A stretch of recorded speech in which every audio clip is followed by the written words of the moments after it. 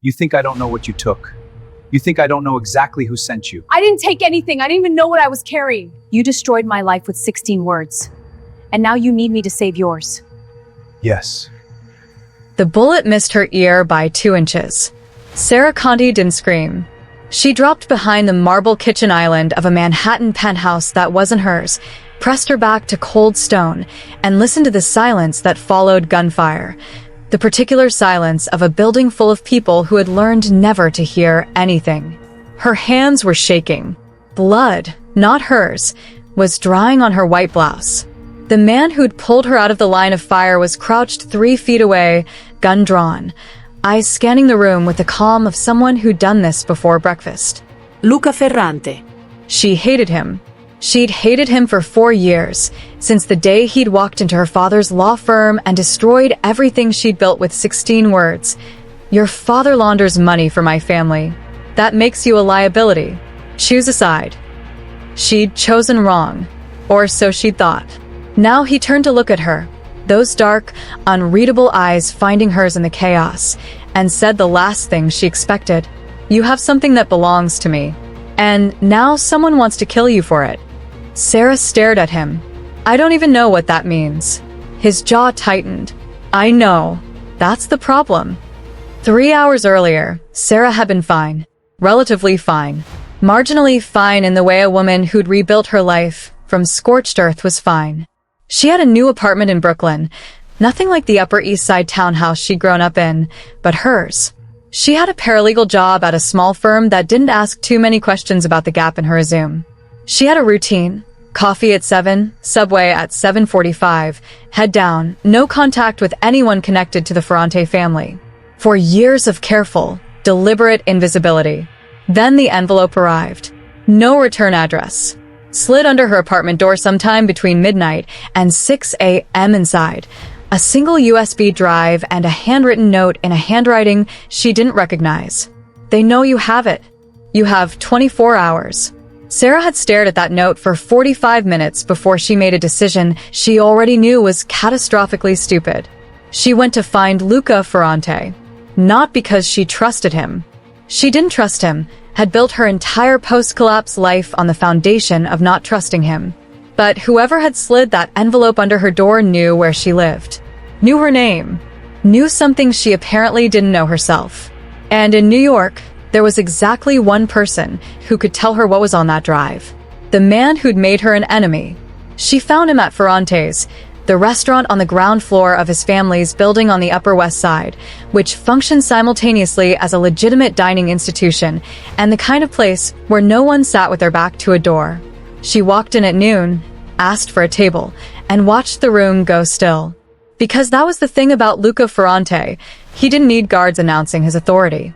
Rooms just knew when he was in them. He was at a corner table, alone with espresso and a newspaper he wasn't reading, wearing a charcoal suit that probably cost more than her monthly rent. He looked up when she walked in. His expression didn't change. It never did. Miss Conti, he said, like he'd been expecting her. Don't. She sat across from him without being invited, dropped the envelope on the table. What is this? He didn't touch it. Just studied her face with those eyes that always made her feel like he was translating her into a language she didn't speak. Where did you get this? Under my door. At 3 a.m. Something shifted in his expression. Barely. Like a fault line moving deep underground. You shouldn't have come here. I didn't have a lot of other options. You should have run. I tried that 4 years ago. She held his gaze. You found me anyway. Luca looked at the envelope for a long moment. Then he stood, buttoned his jacket, and said, with the quiet certainty of a man who expected to be obeyed, "Come with me." That was when the first shot came through the window. They moved fast. Luca had her arm before the glass finished falling, pulling her through the kitchen, through a door she hadn't known existed, up a service elevator that smelled like garlic and gun oil. The penthouse above the restaurant was nothing like the dining room below. This was a war room disguised as a home. Floor-to-ceiling windows overlooking the park. A desk covered in maps and ledgers. 3 men appearing from nowhere, hands on weapons, eyes tracking Sera like a threat assessment. Stand down, Luca said, and they did. He moved to the window, looked down at the street. Sera pressed against the wall, forcing her breathing to slow, cataloging details the way her lawyer father had taught her. Always know the room, always know the exits, always know who has power and how they use it. The men in this room called him Capo, with their eyes down. One of them, older, silver-haired, a scar running jaw to temple, stood closer than the others. An advisor, the consigliera. He looked at Sera the way people look at a grenade they're not sure is live. She brought them here, the scarred man said quietly. His name, she'd learn later, was Enzo. He'd been with the Ferrante family for 30 years and trusted no one born outside it. She didn't bring them, Luca replied. They already knew she was coming, which means we have a leak. The room went very, very still. Find it, Luca said, and the word find in his mouth sounded like a burial order. Enzo's eyes stayed on Sera, cold, assessing. And the woman? Luca turned from the window. For a moment, just one, his gaze met hers across the room. Something moved through his expression that she couldn't name. She stays. I'm not staying anywhere. Sera's voice was steady. She was proud of that. Her hands were still shaking, but her voice was steady. Luca looked at her the way he always had, like she was a problem he'd already solved and was just waiting for her to catch up. Someone just tried to kill you in my restaurant. That makes this my business. Nothing about me is your business. You made that very clear 4 years ago. His jaw tightened, the only sign she'd learned that she'd landed something. Sit down, Sera. The use of her first name hit differently. He'd always called her Miss Conti. That careful, deliberate distance. Like formality was a wall he kept between them, because something without walls would be dangerous. Don't call me that. Then sit down, Miss Conti, before someone puts a bullet through that window, and we have a much more urgent conversation. She sat. He crossed the room, poured 2 glasses of water, mundane, almost domestic in this space of maps and weapons, and set one in front of her. Then he sat across from her at the table and placed the USB drive between them. That drive contains financial records, he said quietly. Transactions between 3 crime families and a city councilman who's currently running for state senate.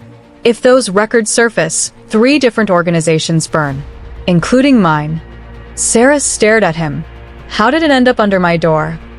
Because 4 years ago, your father hid a copy. Leverage, in case anyone ever came for him. Luca's voice was measured. He gave you the drive without telling you what it was. Her father, who died 18 months ago in what the police ruled a car accident, who she'd spent 4 years hating for what he'd done, and 3 sleepless nights grieving, and all the complicated time between trying to separate the man from the crime. He gave me a drive, she said slowly. 4 years ago. He said it was family photos from my grandmother's albums. He said he'd digitize them. Silence. You opened it? Luca asked carefully. Of course I opened it. There were actually photos. Old ones. My grandmother at the shore. My parents' wedding. The financial records were hidden inside the photo files. Encrypted. Whoever's looking for it knows it exists, but they don't know you don't know what it is. The room felt tilted. So, I've been carrying around evidence that could destroy the Ferrante family for 4 years. Among others. His eyes didn't waver. Yes. And you didn't know. Until this morning, Sera let that land.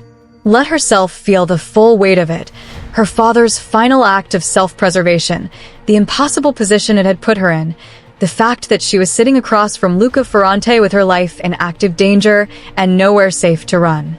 So, what do you want from me? She asked. I want you alive. That's very generous of you.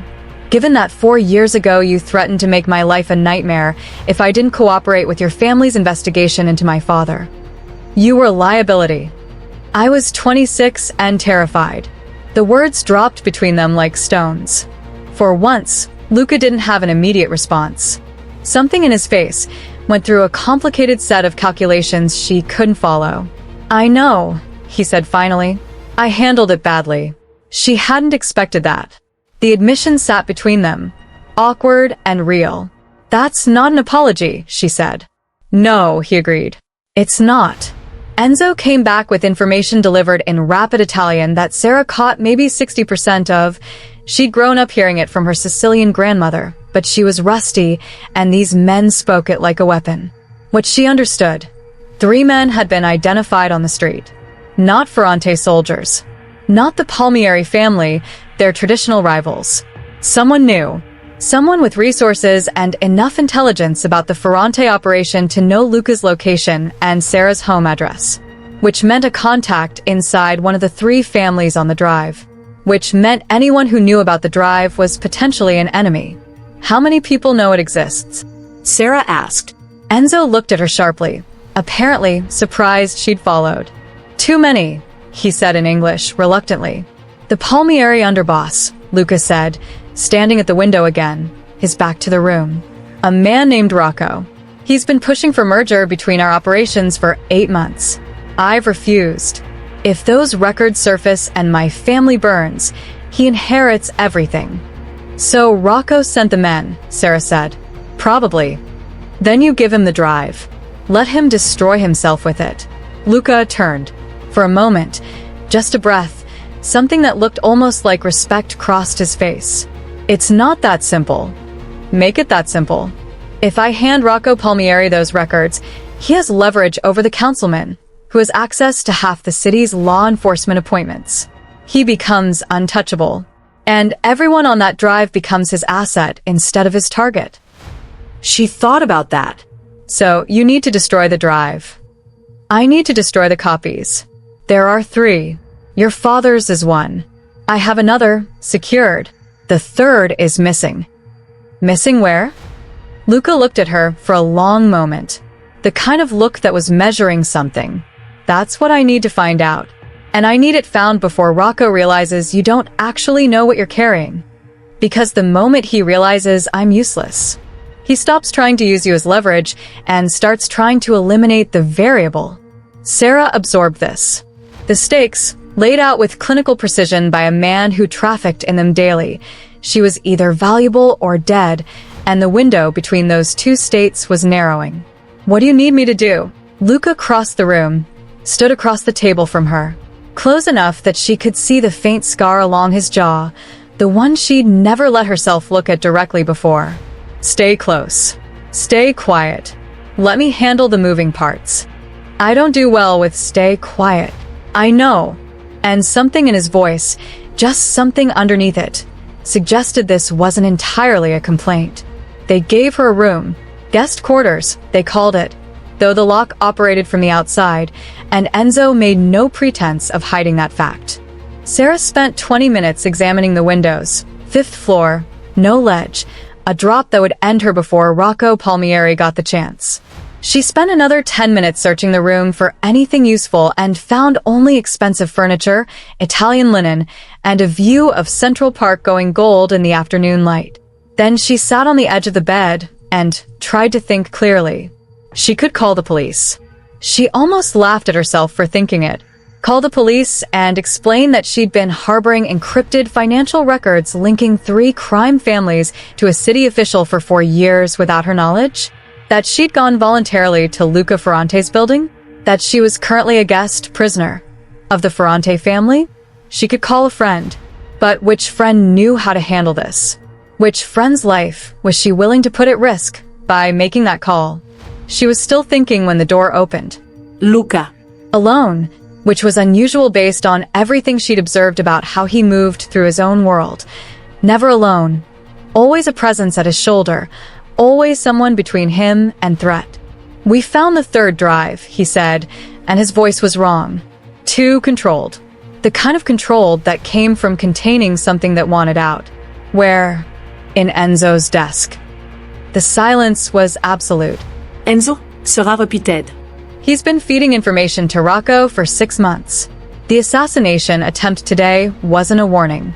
It was an audition, Rocco testing whether Enzo could deliver you. Luca moved to the window, looked out at the park. Enzo has been with my family since before I was born. Sera watched him, saw what it cost him, the way his hands had gone completely still, the way his jaw was tight with something that wasn't anger but was adjacent to it. Grief, maybe. The specific grief of betrayal by someone you trusted absolutely. "I'm sorry," she said, and meant it. He turned to look at her, clearly not having expected that. "Why would you be sorry? He's nothing to you." Betrayal is betrayal. It doesn't matter the scale. Something moved through his expression. "Your father," he said quietly. "My father." She held his gaze. "I know what it feels like to find out someone you loved was keeping things from you, was using you as a piece on a board you didn't know existed." The comparison hung between them, because her father was why they were enemies. Her father's choices were the architecture of the last 4 years of her life. "I owe you an apology," Luca said. The words came out like they cost him something significant. "You told me that already." "I told you I handled it badly." "That's not the same thing." He held her gaze. "I walked into your father's firm, accused you of complicity, and gave you 48 hours to prove otherwise. You were innocent. I knew it within 3 days, and I didn't tell you. I let you spend a week thinking you were under investigation." Sera stared at him. "Why?" "Because you were asking questions my family couldn't afford to have answered. And it was easier to make you afraid of us than to explain what was actually happening. Easier." "Cowardly," he corrected himself. It was cowardly. She didn't know what to do with an honest Luca Ferrante. The dishonest version was manageable. She knew how to be angry at him, how to keep him at arm's length, how to use her resentment as a clean, solid wall. This version complicated things. "What happens to Enzo?" she asked, redirecting. Luca's expression shuddered again. "That's family business." "You walked into my father's firm 4 years ago and made my life your business," she said. "I think I've earned the right to know what family business means in this context." A beat. 2. "He'll be handled." "That's not an answer." "It's the only one I'm giving you." She stood, crossed the room, stopped 3 feet from him, close enough that she could see the way his breathing had changed, the slight tension in his shoulders. "You need my help to destroy those drives without triggering a war with Rocco Palmieri. Which means you need my cooperation. Which means, Luca, you need to start treating me like a person instead of a piece you're moving around a board." He looked at her for a very long time. "The drive you're carrying has to be physically destroyed, and the delivery needs to look like it came from a neutral party, not the Ferrante family. If I hand it over myself, Rocco knows I had it, which means I had leverage and didn't use it, which makes me look weak. But if I hand it over," Sera said slowly, "I'm just a civilian cleaning up my dead father's mess. No power play, no politics." "Yes. And that puts me in the same room as Rocco Palmieri." "Yes. You want to use me as bait. I want to use you as a solution," Luca said. "There's a difference." There really isn't. But she already knew she was going to say yes. Because the alternative was waiting in this beautiful locked room while other people made decisions about her life. And Sera Conti had spent 4 years letting other people make decisions about her life. And she was done. "Fine," she said. "But we do this together. I'm not walking into Rocco Palmieri's world as your decoy. I'm walking in as your partner." Luca blinked. For one unguarded moment, she saw it. Surprise, followed by something that looked like it might, under different circumstances, become admiration. "You have very strong opinions for someone who was hiding in Brooklyn 48 hours ago. You have very strong opinions for someone who needs my help." His mouth did something that wasn't quite a smile, but was the most expressive she'd ever seen his face. "Fine," he said. "Partner." She said yes to the one man who terrified her. Not because she trusted him. She definitely didn't. But because staying still had stopped being an option. Luca Ferrante had walked back into her life with someone else's bullet and an apology that came 4 years too late. And somehow, impossibly, that was more dangerous than the men trying to kill her. Hit that like button right now, and drop your city in the comments. I need to see where this story is reaching. Stay with us. The plan required them to move fast and look convincing. Convincing, in this context, meant Sera staying at the Ferrante building. Not in the locked guest room, but in the main residence on the 7th floor, which Luca occupied alone and which had never, according to the tight-jawed soldier named Marco, who showed her to the elevator, housed a woman who wasn't family. The apartment was not what she'd expected. She'd expected cold, expensive, carefully curated, statement-making the way Mafia money announced itself. Loud art, ostentatious marble, rooms designed to intimidate. Instead, she found a space that looked like someone actually lived in it. Books everywhere, real ones, red ones, spines cracked, and pages dog-eared. A kitchen that smelled faintly of espresso and last night's dinner. A chess set mid-game on the coffee table, both sides played by the same hands. "You live here alone," she said. Not a question. "Yes." "You cook." "Sometimes." She looked at the chess set. "Who do you play with?" "Myself." "That's..." She stopped herself. So, his voice was dry. I was going to say disciplined. She wasn't going to say sad, even though she absolutely had been going to say sad. He showed her the guest room, unlocked this time, she noted, and told her to sleep if she could. They had a meeting with one of his lawyers at 7 a.m. to establish a paper trail that would make her role as neutral party credible. "I'm not tired," she said. "You're exhausted. I'm too wired to sleep." A beat. Then he said, with the kind of casualness that came from someone who didn't do casual, "There's food, if you want it." She wanted it. She hadn't eaten since 6 a.m. He cooked eggs at 11 p.m. in his perfectly appointed kitchen without comment, moved around the space with the efficiency of someone who'd been feeding himself for a long time. She sat at the kitchen island and watched him, trying to reconcile the man who made her scrambled eggs with the man who'd appeared in her father's law firm like a judge delivering a verdict. "Why did you leave the door unlocked?" she asked. He set a plate in front of her. "Because you're not a prisoner." "I was earlier today." "You were a risk earlier today. Now you're an asset." He sat across from her, his own plate empty. He'd only made food for her, she realized. There's a difference. From prisoner to asset. That's quite an arc. "You prefer prisoner?" "I prefer neither." She ate a bite of eggs that were inexplicably perfect. "I prefer person." He was quiet for a moment. "I know," he said, and the simplicity of it landed differently than any apology would have. She found him at 2 a.m. She hadn't been able to sleep. The city outside, the events of the day, the unfamiliar sounds of a building that breathed with quiet authority. She'd given up at 1:45 and gone looking for water, which led her past the living room, where a single lamp was burning and Luca was sitting at the chess table, both hands on a single piece he hadn't moved. He looked up when she appeared. Neither of them spoke for a moment. "Can't sleep?" she asked. "I don't sleep much." She sat on the sofa across from the chess table, tucked her feet under her, pulled a throw blanket, soft, expensive, Italian, of course, across her lap. "Tell me about Enzo." His jaw tightened. "I told you that's family business." "I know." She held his gaze. "But you're sitting alone in the dark at 2 a.m. not moving a chess piece.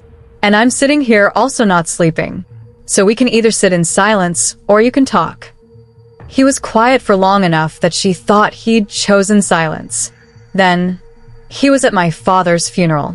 He stood next to me at the grave and told me the family was mine now, that he would serve me the way he'd served my father.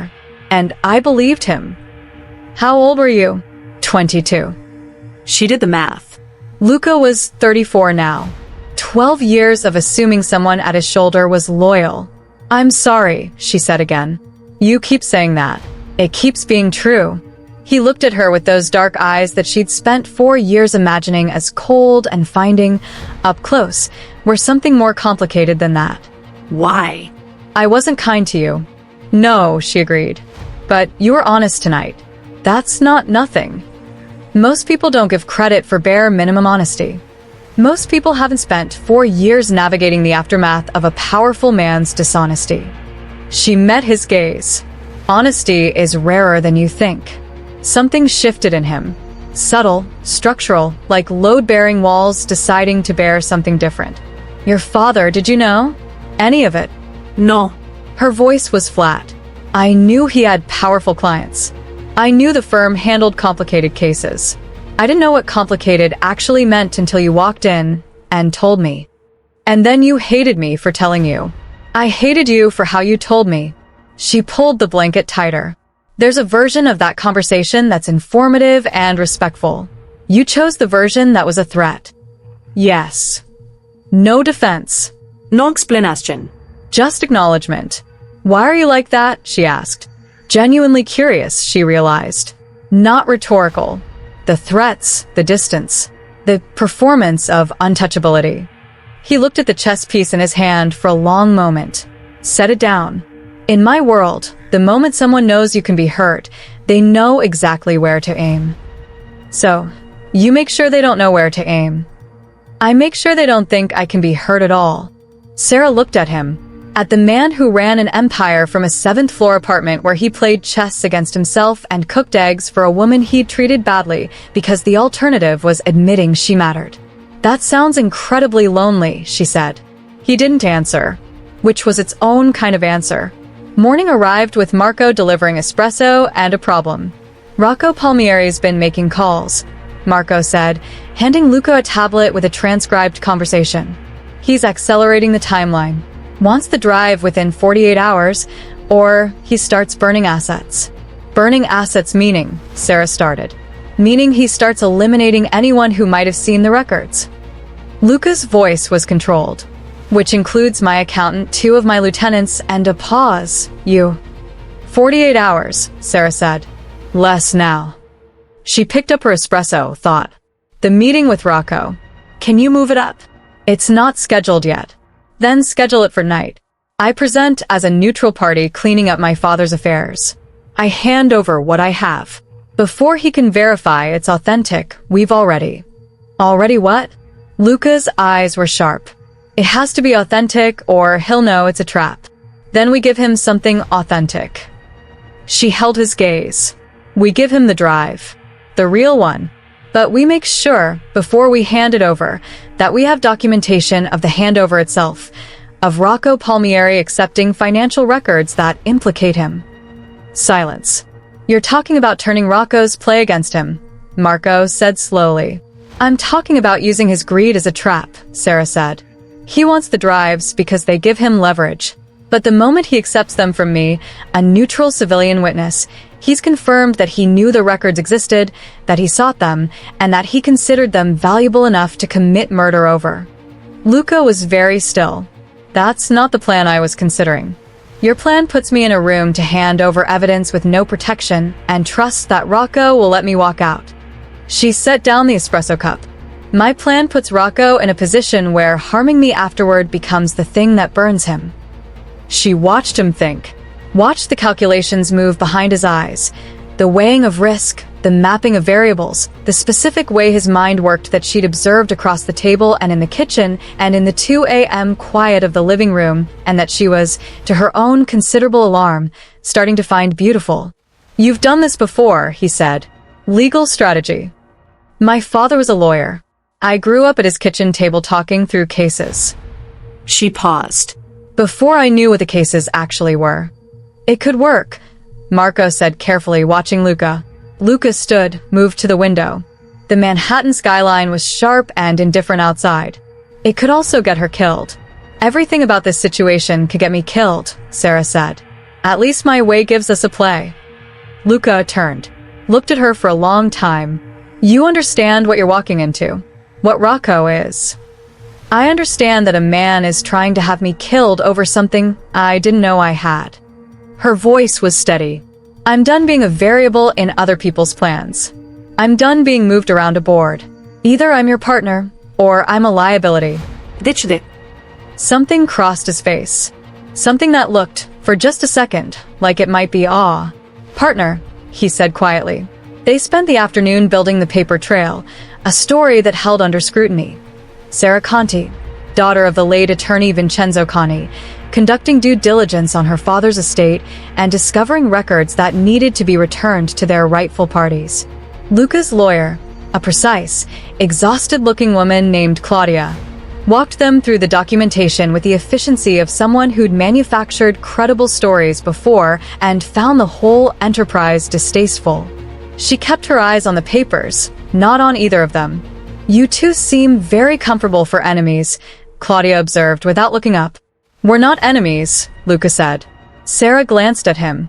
For years of enemy, and he'd past tensed it with complete certainty. She should have pushed back. She didn't. After Claudia left, they were alone again in the sitting room with 2 hours before Rocco's meeting, and the particular tension of people who'd spent too many hours in each other's company saying honest things. "Tell me about your life," Luca said. It came out like it surprised him, like he'd intended to say something else, and this arrived instead. "My life. After." His voice was careful. "After your father, after the investigation. What did you build?" She considered deflecting. She didn't. "I moved to Brooklyn. Got a job at a firm that doesn't ask questions, which is its own kind of irony.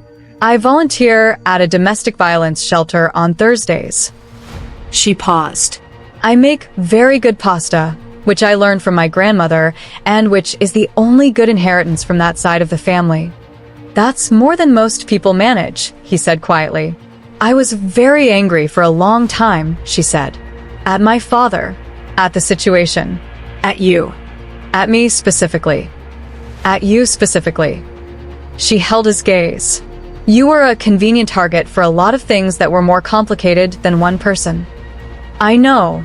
Do you?" "I've thought about it," he said. "About what I did. What I should have done." His hands were on the table, very still. "I've thought about finding you." That landed strangely. To apologize? To see if you were all right. The honesty of it was disarming. She hadn't built a defense against an honest Luca Ferrante because she'd never expected to encounter one. "I wasn't," she said, "for a long time." "I know. And now?" He looked at her across the table. "You seem like someone who made themselves strong out of necessity and then forgot that strength wasn't supposed to be the only thing." The accuracy of it knocked the breath from her chest. "Don't do that," she said quietly. "What?" "See me clearly when I'm still trying to decide how to look at you." He was quiet for a moment. Then, very carefully, "How are you looking at me?" She didn't answer, because the answer was complicated and the timeline was narrow, and there was a meeting with Rocco Palmieri in 2 hours that might kill them both, and this was not the moment. "Let's focus on not getting shot tonight," she said. His mouth did the almost smile again. Reasonable priority. Marco came in at 5:30 with his jaw tight and news that changed everything. "Rocco moved the meeting," he said. "He doesn't want a neutral location. He wants it at the Palmieri compound in New Jersey." "That's a power play," Luca said. "Home territory. He's establishing dominance." "It's also a trap," Sera said. "He gets us in a location he controls with no witnesses and no documentation trail that matters legally." "There's more," Marco said, and his voice told them the more was worse. Claudia called. "The documentation we prepared this afternoon, Rocco already knew about it. He's citing the paper trail as proof that the handover is coordinated, not neutral. He's claiming Sera is working for us." "How would he?" Sera started. "Claudia," Luca said flatly. Silence. "She called him," Marco confirmed. "We picked it up on Intercept 20 minutes ago. She's been Rocco's asset for 2 years." Luca's expression didn't change, Which was somehow worse than if it had. He stood very slowly, very controlled, and the quality of that control was the thing that made Marco take a step back. Sera stood too. If Rocco already knows the plan, then the plan is dead. Yes. Which means we need a new plan. Right now. Before he moves on us. Yes. Luca. She said his name and watched him focus on her. Watched some of the cold fury redirect into something more present. How many people does Rocco have at that compound? 30. Maybe more. And you? Enough. That's not an answer. It's the one I have. She crossed the room, stood in front of him, forced him to actually look at her instead of past her into the middle distance where powerful men went when they were calculating damage. "I have another idea," she said. "A worse one." "Tell me." "We don't go to the compound. We go public." He stared at her. "That's not worse. That's insane. Rocco is running for power through fear and leverage. The moment those records are public, actually public, news public, FBI tip public, he loses every piece of leverage he has. Including over you. Including over me," Luca agreed slowly. "Which, yes, implicates your family. But Rocco burns hotter, and you become the person who exposed him, which buys goodwill with people you might actually need. You're talking about burning my own empire to destroy his. I'm talking about burning the parts that deserve burning, she said. And keeping what's worth keeping. He looked at her for a very long time. You understand what you're asking me to give up. I understand what you'll lose if Rocco wins. The silence stretched. There's a reporter, Luca said finally, his voice low. Elena Costa. Investigative journalism. Nytt. She's been trying to get a story on organized crime's influence in city elections for 2 years. She's trustworthy. She protects her sources. Then call her, Sera said. He held her gaze. This changes everything. For my family. For what I've built. Maybe it needed to change. Another beat. The longest one yet. Okay, he said. If you're still here, you already understand that this isn't just about a drive or a mob war or who has more power. It's about 2 people who are made into enemies by someone else's choices, finally seeing each other clearly enough to be terrified by what they're feeling. She's asking him to burn down what he built. He's asking her to trust a man who gave her every reason not to. And somehow, they're both saying yes. Subscribe right now. These stories find the people who need them. Don't lose your place in this one. The call to Elena Costa lasted 11 minutes. Sera listened from across the room, watching Luca negotiate with the controlled precision of someone who'd spent his life trading power for leverage, while simultaneously doing the most reckless thing he'd ever done, agreeing to hand that power to a journalist who is legally bound to protect the story, but not necessarily him. She wants to meet, Luca said when he hung up. Tonight. Before Rocco can move. Does she know who you are? She knows the name. She's been building a file on my family for 3 years. A pause. She also knows I'm the one calling, which means she knows this is real. And she agreed? She agreed very quickly. Sera thought about a reporter who'd been trying to crack organized crime's influence on city elections for years, getting a call from inside one of those organizations. She's probably already writing, she said. Probably. He didn't seem bothered by this. Which means we need to get ahead of it. Shape the narrative before she does. You're going to cooperate. Strategically. He looked at her. Which means I need a lawyer in that room who isn't on Rocco Palmieri's payroll. Sera stared at him. I'm a paralegal. You think like a lawyer. That's not the same as being. You strategized us out of 2 impossible positions in the last 6 hours, he said. I'll take your instincts over a licensed attorney who might be compromised. She should have said no. She said, fine. But I set the limits on what you disclose. Nothing that lands you in a federal courtroom. Agreed. And Luca. She waited until he looked at her. After this, whatever we hand to Costa goes public and stays public. You can't take it back. I know. Your family will survive, he said. We've survived worse. What we can't survive is Rocco consolidating power with leverage over everyone on that drive. The meeting with Elena Costa happened at a neutral location, a coffee shop in Midtown that she'd clearly chosen herself, public enough to make abduction difficult, private enough for real conversation. She was younger than Sera had expected. Sharp eyes, fast hands, a recorder she placed on the table with deliberate openness. Mr. Ferrante, Elena said, I've been waiting for this call. I know, Luca said. That's why I made it. What followed was the most carefully calibrated hour of Sera's life. She sat beside Luca at that small coffee shop table and helped him navigate, speaking up when the questions got too close to territory that would harm him legally, redirecting when Elena's probing threatened to expose more than the Rocco story, watching Luca operate in a mode she hadn't seen before. Vulnerable. Deliberately, strategically, but genuinely vulnerable.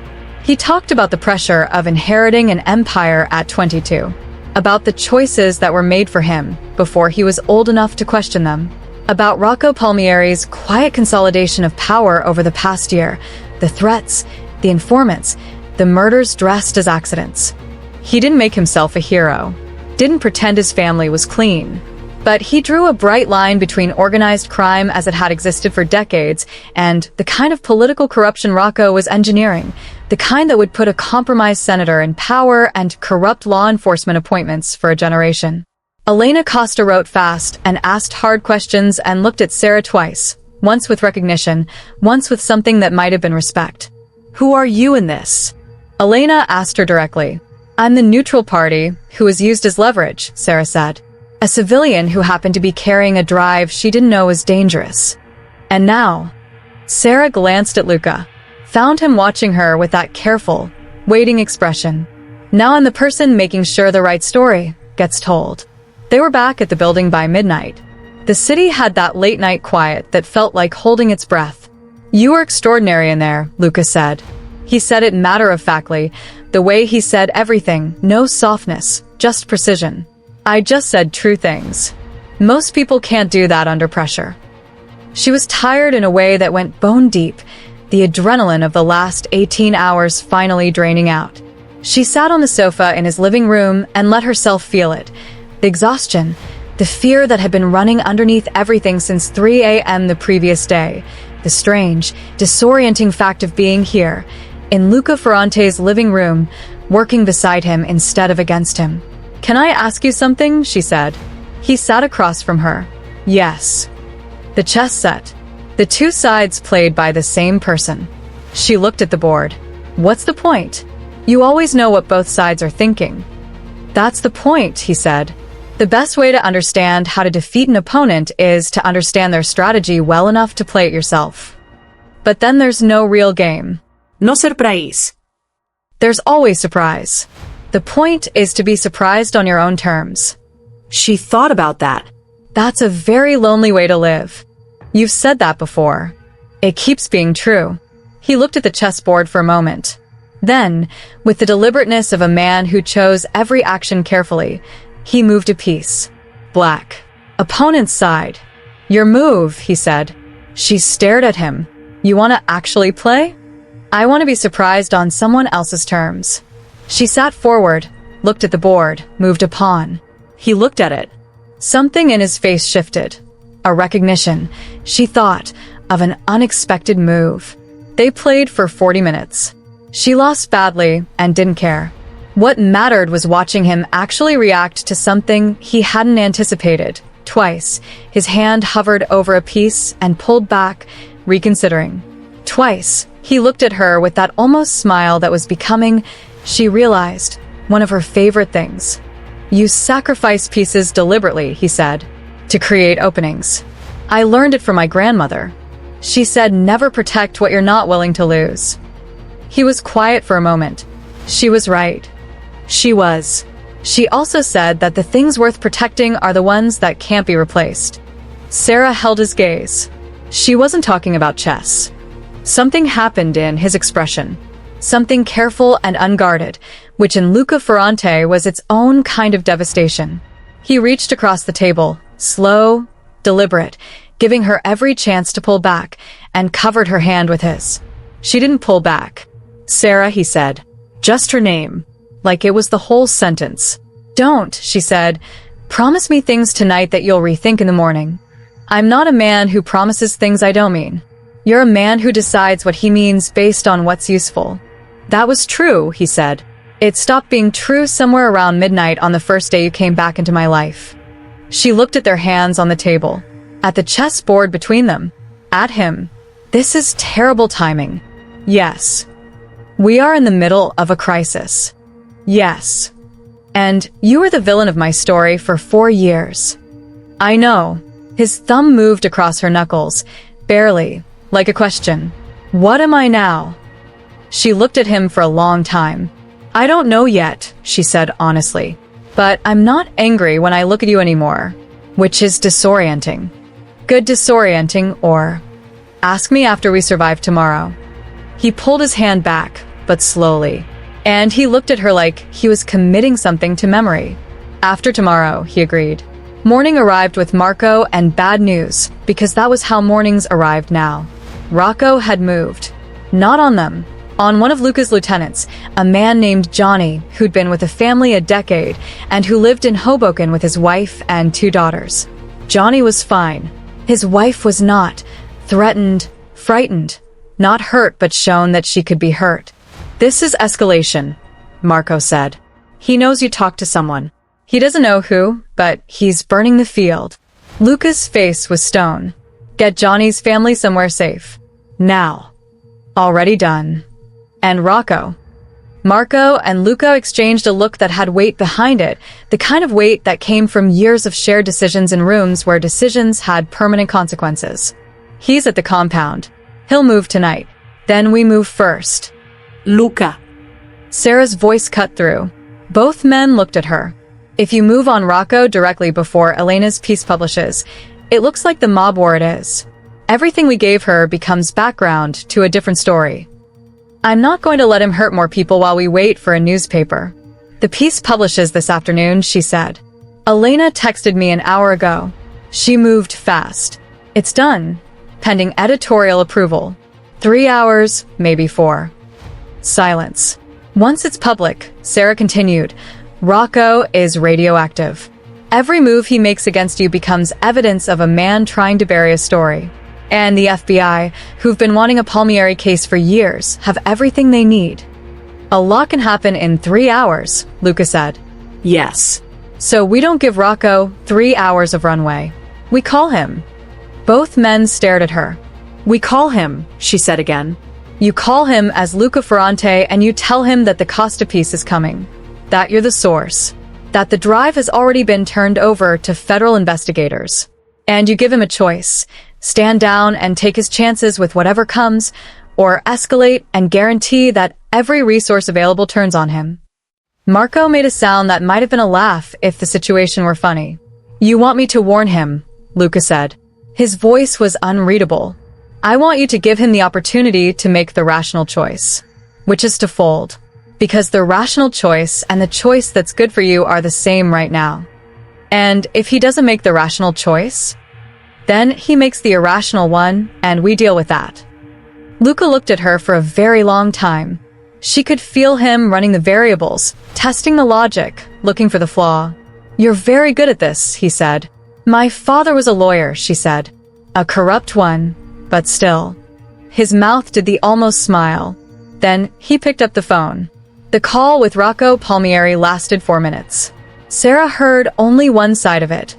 Luca's voice, controlled and quiet in the specific way that meant he was the calmest person in the conversation, and the quality of his silences as he listened. When he hung up, he was still for a moment that stretched into several. "He has Marco," Luca said. The room went cold. They all looked at Marco, who was standing 3 feet away, and then realized there was a Marco-shaped absence in the room that none of them had noticed until this moment. "He wasn't outside," one of the other soldiers said, his voice careful. "He went down for a car 20 minutes ago." Luca's phone buzzed. A photo. Marco, zip-tied to a chair, a bruise already forming under his eye, alive and conscious and furious in the specific way of men who'd been caught off guard. Below the photo, a message. "Bring the girl. The building on Pier 17. 1 hour." "He wants me," Sera said flatly. "He wants leverage." Luca's voice was controlled, but she could hear what was underneath it now, could read him the way she was starting to be able to read him, the way you learn to read someone when you'd spent 36 straight hours in their orbit. He was frightened. For Marco. For her. "Then he gets leverage," Sera said. No. Luca. No. He crossed the room, stood in front of her, and for the first time there was nothing controlled or careful about his expression. "I'm not handing you to Rocco Palmieri. You're not handing me to anyone. I'm walking in. There's a difference." There isn't in this context. Elena's piece goes live in. She checked her phone. 90 minutes. If we get Marco out and stay alive for 90 minutes, Rocco is finished. If he kills Marco before those 90 minutes, He won't, she said. Marco is leverage. You kill leverage, you lose your play. Sera. His voice broke on her name, just slightly, just at the edges. I'm not putting you in that room. You don't have a choice. Neither of us does. Marco trusted you enough to be here. That means something. His jaw worked. His hands were at his sides. absolutely still in the way she recognized as him containing something enormous. "If anything happens to you," he said quietly, "this all means nothing." The words hit her in the chest. That's a very significant thing to say. "I know." His eyes met hers. "I'm saying it anyway." She held his gaze for one moment that felt like several. "Then keep me safe," she said, "and let me help you do it." Pier 17 was quiet at this hour. The kind of quiet that had teeth in it. They went in 2 vehicles.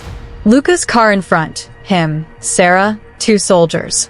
A second vehicle with 4 more men circling wide to positions Luca had mapped from memory, having surveilled this pier 2 years ago for entirely different reasons.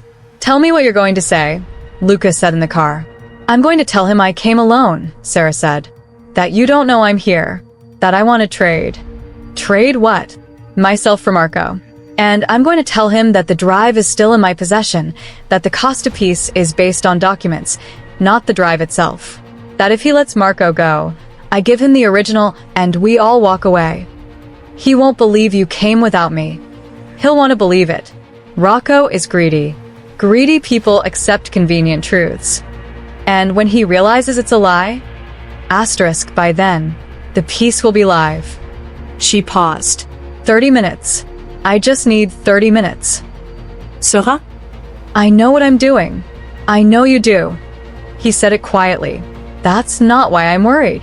She looked at him in the dark of the car, at the man who'd been her enemy and had become, in 36 extraordinary hours, something she didn't have a word for yet. "I'm going to be all right," she said. "You can't promise that." "No." She held his gaze. "But I'm promising I'll fight like hell." "Okay." Something in his face broke, just slightly at the edges. He reached over, touched her jaw with one hand, the gentlest thing she'd ever seen him do, and held her gaze. "Come back," he said. "I'll meet you on the other side of this," she said. She got out of the car. Rocco Palmieri was not what she'd expected. He was smaller than the name implied. Late 50s, silver hair, a quality to his suit that announced money without quite achieving elegance.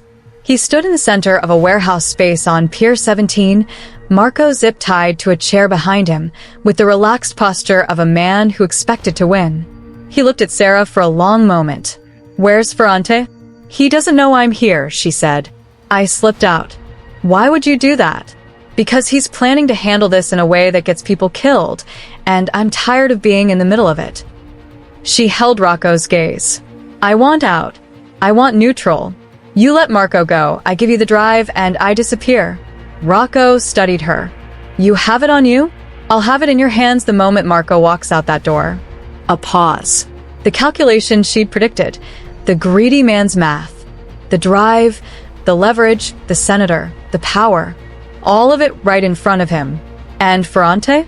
He'll be furious," she said. "He'll blame you. But without the drive, he has nothing to offer the journalist he's been talking to. The story falls apart."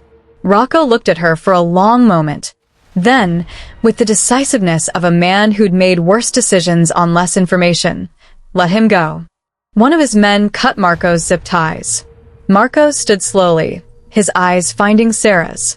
She gave the smallest shake of her head, "Stay calm, walk out," and watched him process it. He was former military. She remembered Marco saying something once. He understood tactical signals. He walked past Rocco toward the door. Rocco watched him go. "The drive," Rocco said. Sera reached into her jacket. Produced not a drive, but her phone, screen lit with a text that had arrived 30 seconds ago from Elena Costa. She turned it so Rocco could read it. "Live. "Thank you." EC." Rocco read it. "Read it again." "What is that?" he said, and his voice had changed. "That's the Costa piece," Sera said, "which is now live on the Times website, with your name, your financial records, and your connection to the councilman. All verified. All sourced." Silence. "The drive doesn't matter anymore," she said. "The information is public. The FBI has what they need. And Rocco," she held his gaze, "every move you make now adds to the story. So, I'd think very carefully about your next 30 seconds. Rocco didn't think carefully. He moved toward her, hand reaching for the weapon at his jacket, and the door behind him came off its hinges. Luca's men moved with the efficiency of people who'd been waiting for exactly this moment. 3 of Rocco's men went down non-lethally. 2 ran. 1 surrendered. Rocco himself was on the ground with Luca's knee in his back and a voice in his ear that was so quiet it was almost polite. "This is done," Luca said. "Your play is finished. Your senator is burned. And the people you think are loyal to you are currently reading their names in a Times expose." Rocco was breathing hard. "You'll burn too, Ferrante." "Yes," Luca said simply. "But I'll burn on my own terms, not yours." He stood, looked at his men, gave a quiet instruction in Italian. Rocco was pulled upright, hands secured, the specific situation of a man whose operation was already collapsing while he stood there. "The FBI will be here in 12 minutes, Marco said from the doorway, pressing a hand to his bruised face. "Costa's source on the federal side is moving." Luca turned to find Sera. She was standing 10 feet away, the reaction to the last 20 minutes starting to catch up with her body.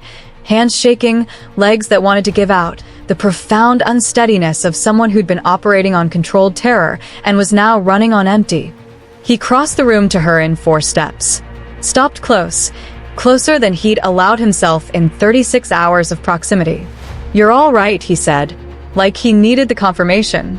"I'm shaking," she said. "That's normal. It's annoying." Sera. He said her name the way he'd said it over the chessboard, like it was the whole sentence. "You were extraordinary. Stop saying that." "Why?" "Because it makes it very hard to maintain any perspective about you whatsoever." His hands came up to her arms, steadying. The touch was careful, deliberate, giving her every chance to step back. She didn't step back. "I meant what I said in the car," he told her quietly. "About keeping me safe? About what it would mean if anything happened to you." She looked at him, at this man who had been carved out of a world she'd spent 4 years trying to escape, who had spent 36 hours being honest with her in ways she hadn't expected, who had played chess at 2 a.m. and cooked eggs and said her name like it cost him something. "Terrible timing," she said. "Still," he said. "Yeah," she agreed. "Still." The FBI arrived in 11 minutes, not 12.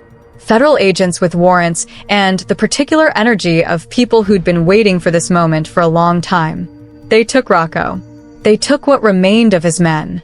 They took statements from Marco, from Sera, from 2 of Luca's soldiers who gave very specific, very coordinated accounts of events. Luca's lawyer, a different one, not Claudia, someone Sera hadn't met, appeared out of nowhere with paperwork that managed to make Luca's cooperation with the FBI look strategic rather than self-interested, which it was both. Sera recognized the technique. She gave her own statement. Civilian. Leverage. Neutral party in possession of inherited material. Her account was honest, technically accurate, and as protective as she could make it of Luca without lying to federal investigators. After, she sat on a bench outside the pier in the November cold, looking at the water, and tried to figure out what the rest of her life looked like. Marcus sat beside her. Not Luca. Luca was still inside, still managing the moving parts of an operation that had just fundamentally changed shape. "He's going to restructure," Marco said. She looked at him. "What?" "The business. He's been talking about it for a year. Ways to move the legitimate operations forward. Ways to extract the family from the things they shouldn't be in anymore. He just needed a reason to actually do it." "I'm not a reason," Sera said. "You're not," Marco agreed. "But you might be the catalyst. There's a difference." He paused. He's not a bad man. He's a man who inherited a bad situation and was too controlled to choose his own way out of it. That's a very forgiving reading. I've worked for worse. Marco stood, straightened his jacket with the dignity of a man who'd been zip-tied to a chair an hour ago. "For what it's worth, Ms. Connie, I've never seen him make a decision based on anything other than strategy. Until the last 2 days." She didn't answer, but she watched Marco walk away and sat with that in the cold November air. Luca found her 20 minutes later. He sat beside her on the bench, without preamble. His jacket was off somewhere inside, left behind. He looked like a man who'd been running on adrenaline and certainty for 36 hours and was now sitting with the quiet aftermath of all of it. "It's done," he said. "For now." "For now," he agreed. "Rocco's finished. The senator will resign by morning. His people are already reaching out to his lawyer. The drive is in federal custody. And your family? Asterisk will survive. We'll take damage from the Times piece, but my attorney is already managing the narrative. We positioned it correctly, the Ferrante family as whistleblowers, not targets." He looked at the water. "It's not entirely accurate, but it's not entirely wrong either. Life is full of technical truths," she said. "Yes." He was quiet for a moment. "I'm going to restructure. The legitimate businesses, there are enough of them to build something clean. It'll take time. 3 years, maybe 5. But it can be done." "I know it can," she said. She thought of Marco's words. "You might be the catalyst." Sera. She turned to look at him. "I don't know what comes next," he said. "Between us. I don't know if you want there to be anything between us, or if you want to go back to your life in Brooklyn and never see me again. And I would understand that. After 4 years of what I put you through, I would understand completely. But," she said, hearing the unsaid word, "but I find that I would like very much to not have this be the end of it." She looked at him for a long moment. The man she'd hated. The enemy who'd become honest. The person she'd sat across from at 2 a.m. and played chess with and trusted, against every instinct, with the most dangerous days of her life. "I want to go home," she said. "I want to sleep for 12 hours. I want to eat something that isn't espresso or adrenaline." "Of course." "And then," she said, "I want to have dinner. Somewhere quiet, where we're not planning anything or managing anything or running from anything." He looked at her. "Just dinner." "Just dinner," she confirmed. "Two people figuring out if the thing that happened in the last 36 hours is a crisis bond or something real. And if it's something real, then we figure out what to do with that," she said. "One terrible, complicated, honest step at a time."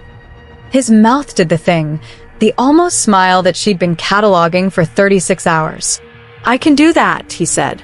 "Good," she said, "because so can I." 3 months later, the Times piece had done exactly what it was designed to do. The senator resigned before Thanksgiving. Rocco Palmieri was awaiting trial on federal racketeering charges and had been abandoned by every ally he'd spent decades cultivating. The Ferrante family took damage. 2 operations dissolved. 2 lieutenants who'd worked for Rocco quietly pushed out. But Luca's lawyer had been right. The restructuring worked. It wasn't clean. It was never going to be clean. There were things in the Ferrante family's history that couldn't be rewritten, choices that couldn't be undone, a legacy that would always have blood in it somewhere in the accounting. But 3 months out, the legitimate businesses were generating more revenue than the gray operations had. The family's name was complicated in federal circles rather than criminal. And Luca had a sitting with a corporate attorney once a week, building the scaffolding of something that could, eventually, bear his daughter's hands without damaging them. He didn't have a daughter yet. That was the future he was building toward. Sera knew this because he told her. Because they'd been having dinner once a week since November, and then twice a week, and then the dinners started running into long walks through the city, and phone calls that lasted past midnight, and all the gradual, terrifying architecture of 2 people choosing each other carefully. She hadn't moved in with him. She still had her brownstone in Brooklyn, her job, her shelter volunteer hours on Thursdays. She hadn't given up anything she'd built, but she'd let him into it. The first time she brought him to the shelter, not as Luca Ferrante, crime family head, but as a man who'd volunteered to help with a fundraising event, she watched the women there look at him with the assessment of people who knew powerful men and their danger. She watched him, in turn, understand what he was looking at and treat it accordingly. Gentle, careful, zero posturing. Afterward, walking back to her car, she'd taken his hand without explaining why. He'd held it without asking. "I've been thinking about the letters," he told her one evening. They were in his apartment, hers now, too, in the way that spaces become yours when someone you love lives in them. The chessboard between them, an actual game in progress, both sides played by different people for the first time. What letters? If I had children, he said, I'd want them to know who I was. The real version, not the Empire version. He turned a chess piece in his hand. I've started writing, trying to figure out what I'd want to say. She looked at him. About what? About choosing wrongly for a long time. About the moment that changed. His eyes found hers. About a woman who walked into my restaurant with an envelope and reminded me that I was a person, not just a position. That's, she said, and her voice did something embarrassing. That's a very significant thing to say. I know. His voice was quiet. I'm saying it anyway. She moved her bishop across the board. He looked at it for a moment, then looked at her. You're setting up an endgame. I learned from someone that you sacrifice what you can afford to lose in order to protect what you can't. He sounds wise. He's learning, she said. We both are. He reached across the board and took her hand. Not gently, not tentatively. The way he did everything, with precision and intention and the specific certainty of a man who'd stopped operating from fear. I love you, he said. I know the timing is still terrible, and I know we're still figuring out what this is, and I know I gave you every reason to walk away 4 years ago, and approximately 12 more reasons in the last 36 hours. Luca. But I find that I'm incapable of being in the same room as you without. Luca. He stopped. I love you too, she said. I've been trying not to, which hasn't worked at all. So. She squeezed his hand. There we are. He looked at her for a moment with that complicated, unguarded expression she'd watched develop over 3 months. The face underneath the controlled one. The one that was capable of being hurt and surprised and delighted and moved. Then he leaned across the chessboard, knocked 2 pawns onto the table, and kissed her. Not carefully. Not controlled. The way a man kisses someone when he's been running the calculation for months and has finally stopped running it and is just here. When they pulled apart, Sera looked at the ruined chess game, the scattered pieces, the board that would need to be reset from the beginning. You knocked over the endgame I was setting up, she said. I know, he said. Very inconvenient. Very. His forehead against hers, his hands holding her face, both of them with nowhere to be but here. We'll play again tomorrow. We'll play again tomorrow, she agreed. 6 months after that, Luca Ferrante signed papers transferring 70% of the Ferrante family's operational assets into a legitimate holding company with a board of trustees and a compliance officer who reported to no one connected to organized crime. It made the news. Quietly, not front page, not a press conference, just a corporate filing that people who tracked such things noticed and wrote small pieces about.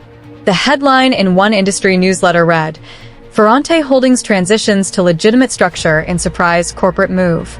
Sera read it at her kitchen table. Their kitchen table, by then, over coffee, while Luca was on a phone call in the other room about quarterly projections from the restaurant group.